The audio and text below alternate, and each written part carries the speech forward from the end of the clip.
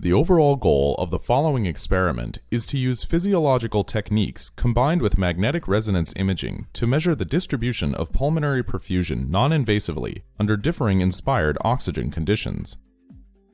This is achieved by first training a subject to breath hold at functional residual capacity during image acquisition and to breathe during the interval between images to allow collection of multiple images.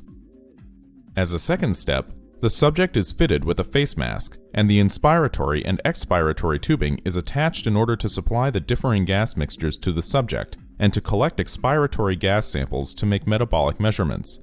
Next, in the MRI scanner, after a localizer image, arterial spin labeling and the multi-echo fast gradient echo sequences are used in order to obtain pulmonary blood flow and proton density images.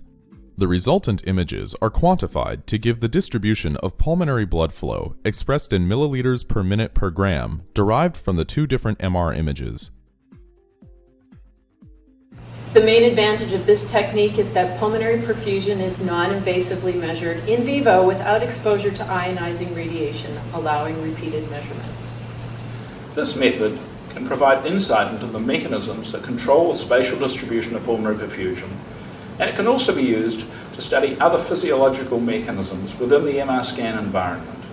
Demonstrating the procedures today will be Tatsuya Arai, a graduate student, Sebastiaan Holverda, and Rui Carlos Sa, postdoctoral fellows from our lab.